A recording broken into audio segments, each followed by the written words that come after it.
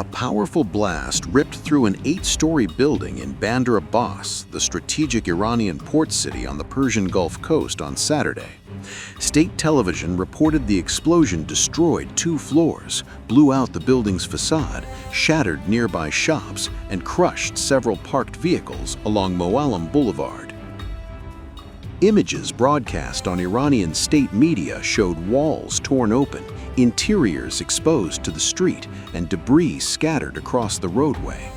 Rescue crews and firefighters rushed to the scene as emergency responders transferred the injured to nearby hospitals. Officials have not informed of any fatalities, though reports of at least 4 deaths surfaced on social media. But the cause of the explosion remains officially unknown. Iran's crisis management chief in Hormozgan province, Mehrdad Hassanzadeh, said the incident is under investigation. Other Iranian outlets echoed the same line: no details, no conclusions, only questions. And then came the rumors. Social media quickly lit up with claims that the explosion may have targeted a Revolutionary Guard naval commander, an allegation swiftly and forcefully denied by the semi-official Tasnim news agency, which called the reports completely false. The Islamic Revolutionary Guard Corps, the backbone of Iran's security apparatus, reports directly to Supreme Leader Ayatollah Ali Khamenei, making any such claim instantly explosive. Timing, however, is everything.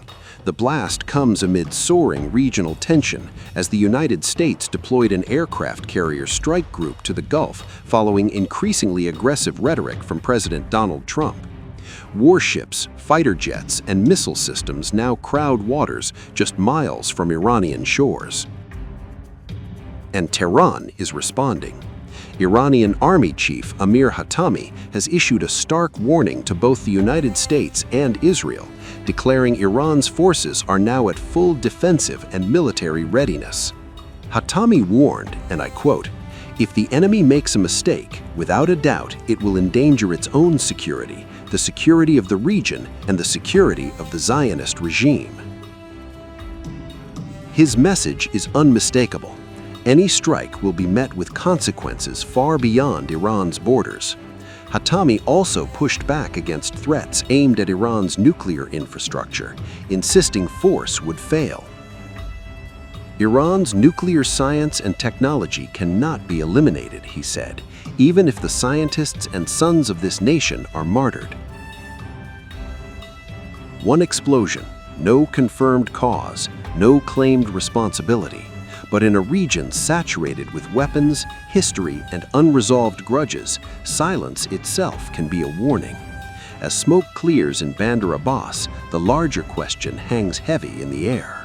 Was this an accident or the first tremor of a war? The warning is clear, and it's coming from the sea. As Iran announces a live-fire naval exercise in the Strait of Hormuz, the world's most critical energy choke point, the United States Central Command is urging restraint. CENTCOM is calling on Iran's Revolutionary Guard to avoid dangerous and escalatory behavior, warning that the narrow waterway, used by nearly 100 merchant vessels every single day, cannot afford miscalculation. CENTCOM says it will not tolerate unsafe actions, including high-speed approaches toward U.S. warships, low-altitude armed flyovers, or weapons pointed at American forces.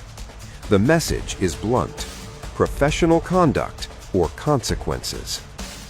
This warning comes as President Donald Trump confirms the United States is moving a larger naval force toward Iran, larger, he says, than recent deployments off Venezuela. We have a large armada, flotilla, you can call it whatever you want, heading toward Iran right now, even larger than what we had in Venezuela. It's still in front of Venezuela. The Venezuelan situation, the leadership is doing a very good job. We're very happy, and we're getting along very, very well. And we're inviting countries of the world very shortly. They're going to be starting to take the oil. We're going to be heading that with the country, and it's worked out really well. We're now sending actually a larger number of ships to Iran, and hopefully we'll make a deal. If we do make a deal, that's good. If we don't make a deal, we'll see what happens. Are you giving Iran any kind of deadline to make a deal before potentially taking Only military they action? know for sure. Have you communicated that to them Yeah, directly? I have. Does President do you have a doesn't timeline for when you're going to pull back potentially the federal presence there? So we'll see how it all works out. You know, they have to float someplace. They might as well float near Iran. But it's a rough situation going on. So I stopped 837 people, as you know, last week from being hung. They were going to hang 830. It was all set. And I mean, I'm looking at the people behind me. They're saying, "What kind of racing's a lot nicer than that?" Right? They were going to hang 837 people, and I told them, if you do it, you're going to pay a price like nobody's ever paid before. And they pulled back. I appreciated that. But a lot of people are being killed, so we'll see what happens. I can say this: they do want to make a deal. Is your plan to replicate there what you just did in Venezuela? I don't want to say that. I don't want to talk. I mean, I don't want to talk about anything having to do with what I'm doing militarily. But we have a tremendously powerful fleet there. We have the most powerful ships in the world. We have the most powerful military by far in the world. We showed that on numerous occasions. I mean, I rebuilt the military in my term. If I didn't do, you know, I wouldn't, I think, be able to say that. But I rebuilt the military, the entire United States military in my first term. And now we're building it bigger, better, stronger than ever before. I'm adding to it. We're adding something called a battleship. You would find this interesting. You know, the old-fashioned, beautiful battleships? And we're adding up to 25 of them. Each battleship is 100 times more powerful than the battleships of the 1940s, those big, powerful ones with the guns, because of what the ships carry. But we're going to build 10. And then we'll see how we like them, and we're going to go and do another 15 after that. Could be up to 25 battleships, 100 times more powerful. Can you imagine that? And it's peace through strength. We don't want to use them, but if we have to use them, we will. Behind the scenes, however, the tone may be shifting. According to a Western source familiar with U.S.-Israeli coordination, diplomacy may no longer be the central question. The source tells Iran International that decision-making circles have moved past whether a military strike will happen and are now focused only on when. The scenario being discussed, the source claims, would be unprecedented, aimed not at negotiation, but at delivering a decisive blow to Iran's governing structure. A campaign, he says, unlike anything Iran has faced before.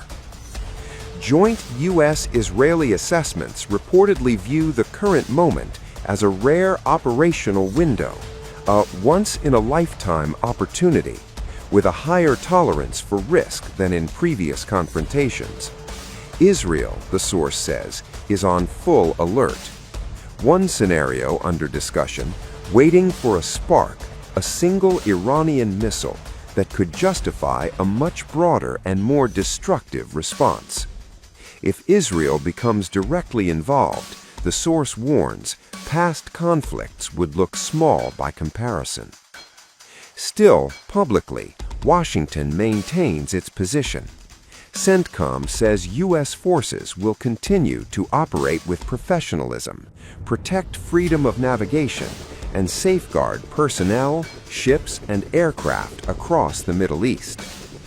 But as warships move closer, as live-fire drills begin, and as deadlines remain undisclosed, the question is no longer just about diplomacy. It's about how close this standoff is drifting to the edge.